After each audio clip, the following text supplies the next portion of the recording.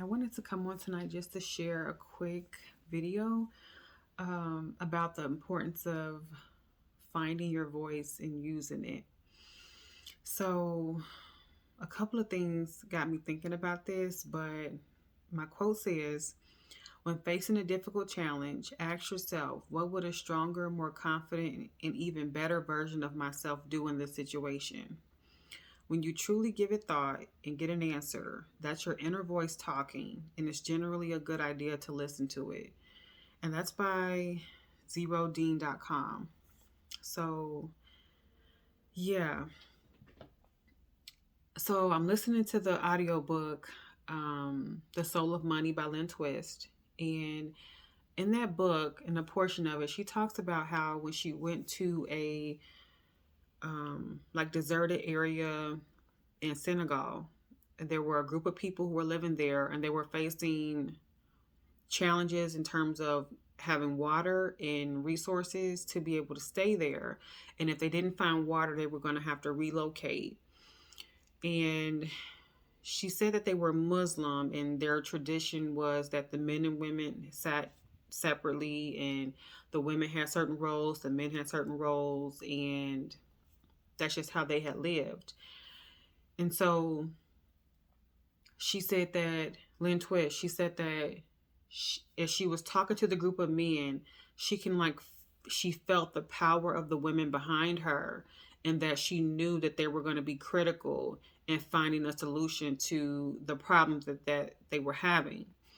And she had convinced the men to let the women have insight on a solution, on a possible solution of like digging underneath the ground. And it's because the women of the group of people that were there, the women were having dreams of water being underneath the ground. And they were so heavily convicted that the water was there. They knew it was there. Um, and so Lynn Twist had convinced the men to allow the women to start digging for the water. And that wasn't even something that their religious tradition would have allowed. But Lynn Twist kind of stepping in to help facilitate that and to allow the women to come in to use their voice to come up with a possible solution for their problem. And as the women were digging, the men were skeptical of there being water underneath, but the women, she said the women the whole time were confident and they knew it was there. And as they kept digging, they found it.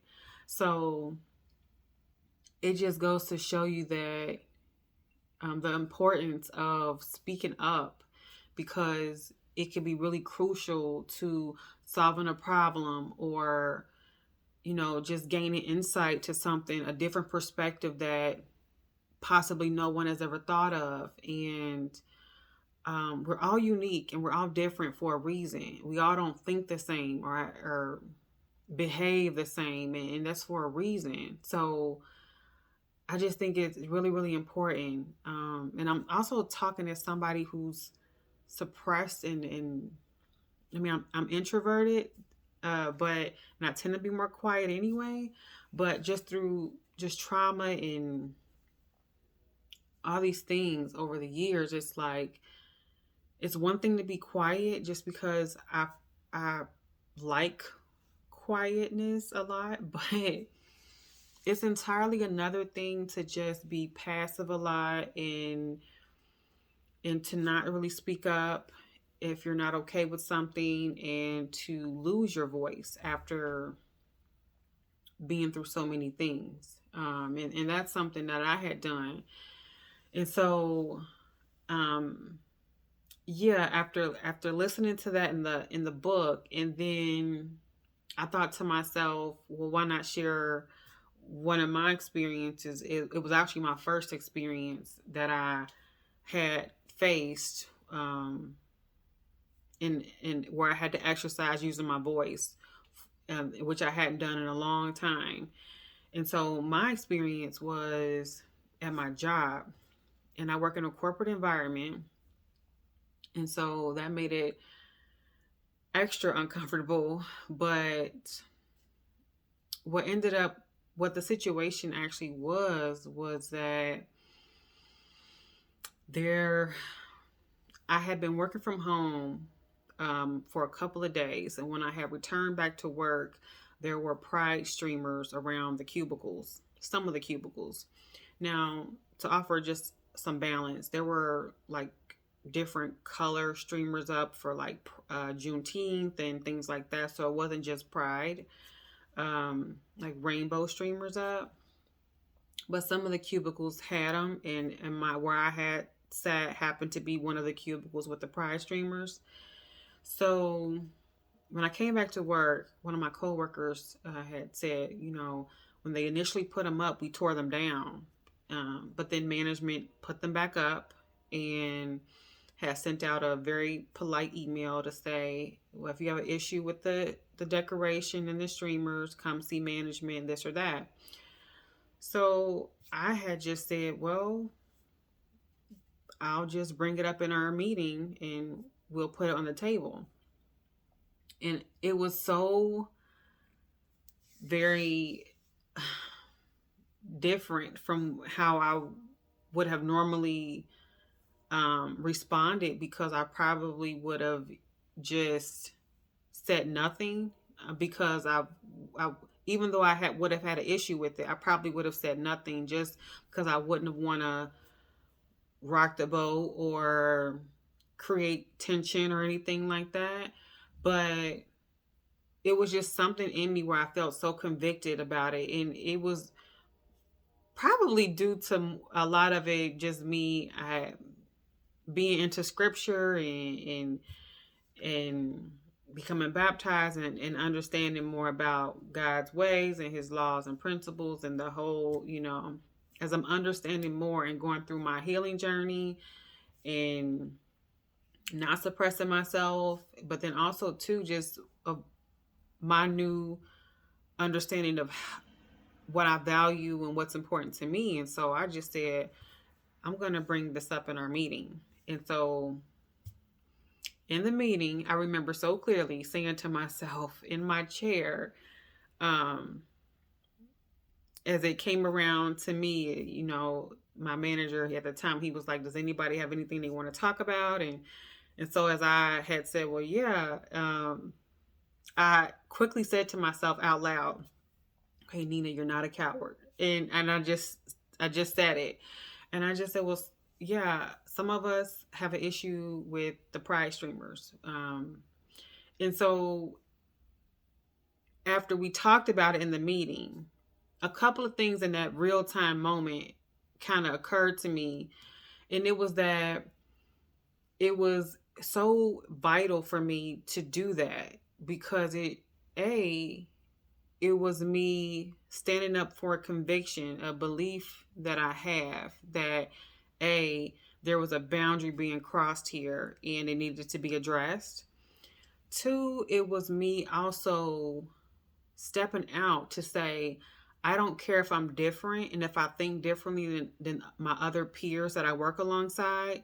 I don't care that I might have different values.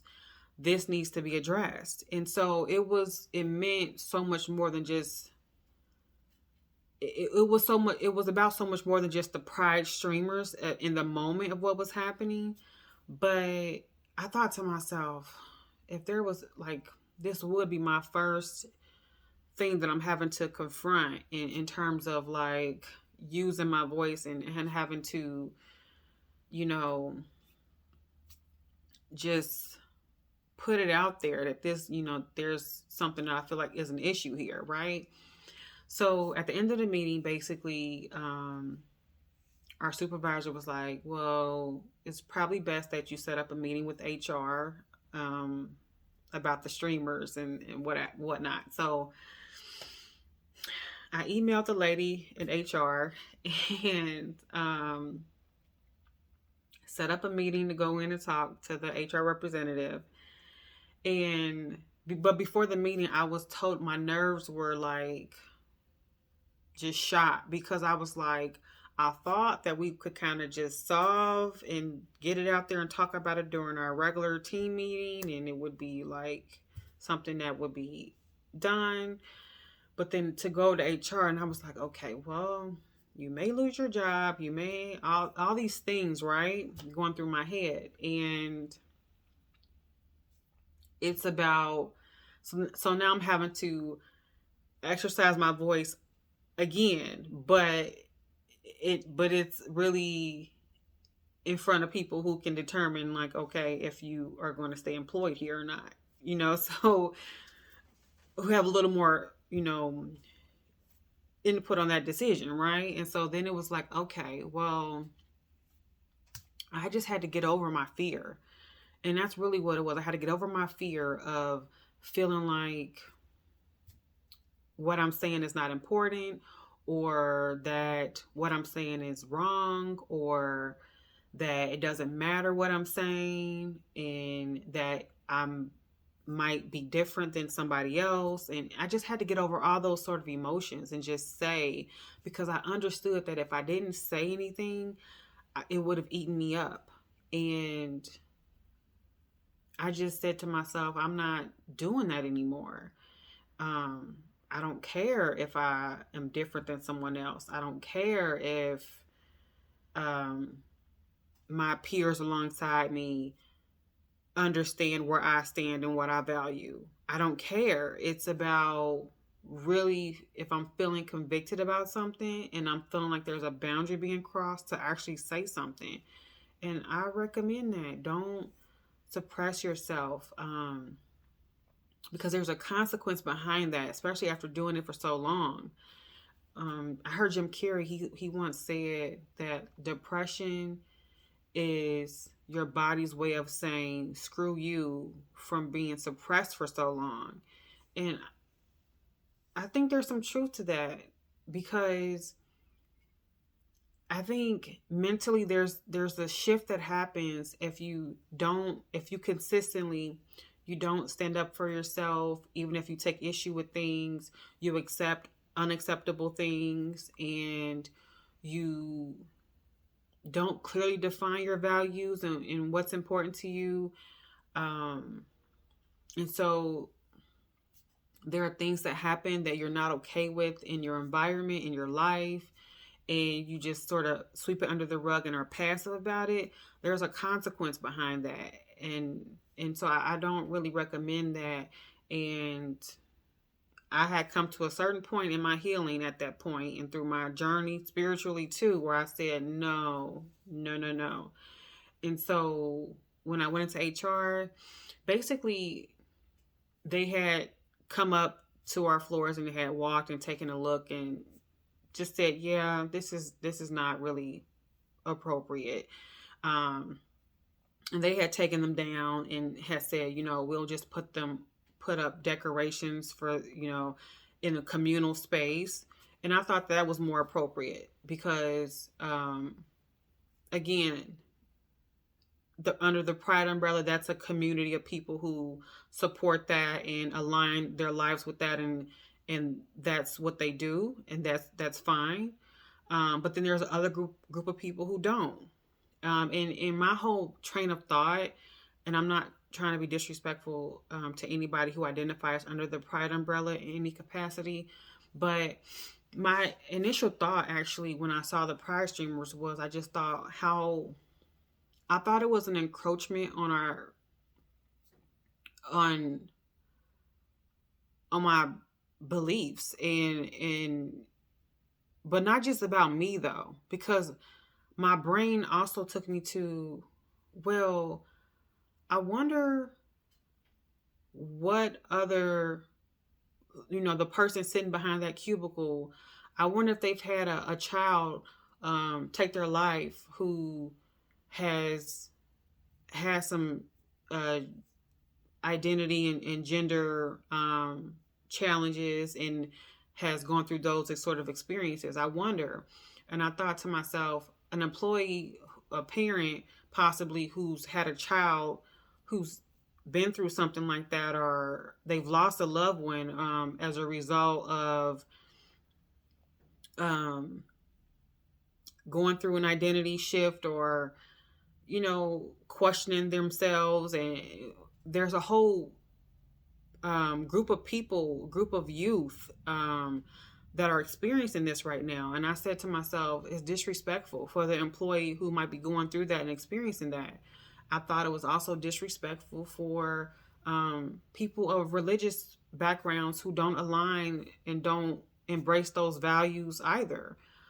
So I just thought it was really disrespectful, and it's not to just to exclude people who identify under the pride umbrella. It was just, I understand the whole point of being inclusive, and to not want to, um, discriminate against a group of people in any capacity. So I understand the whole point of wanting to be inclusive, but it's also too, it's like, yes, you're wanting to be inclusive of a certain particular um, values and group of people, but then it's automatically excluding the people who don't align with that. So there was no balance there. And I just thought to myself, it was just disrespectful to whoever might be sitting in that cubicle that don't support that. And that's what I had thought. So the solution to have it in a communal space to where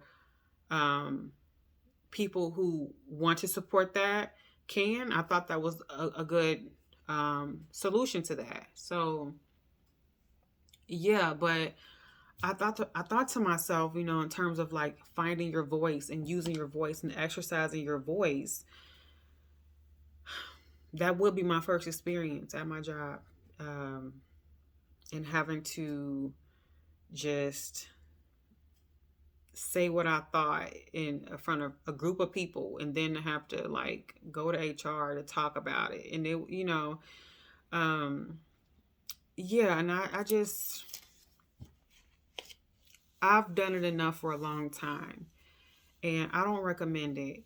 And we're all different. We all don't think the same.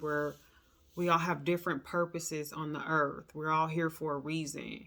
And you never know what using your voice, what impact that might have on someone else, or how it might affect an outcome of something. You never know. And if you're using your voice in a positive way to where you're not trying to hurt people or to be harmful or to be malicious in any capacity, you know, take up space. Don't suppress yourself. Don't be silent. Um, and your voice matters. Your opinion matters. What you think matters. And so don't dismiss your own thoughts and values um, and your own beliefs. Don't dismiss that and don't suppress that to make someone else comfortable. So yeah, find your voice and use it. So thank you so much for listening, and I will talk to you in the next video.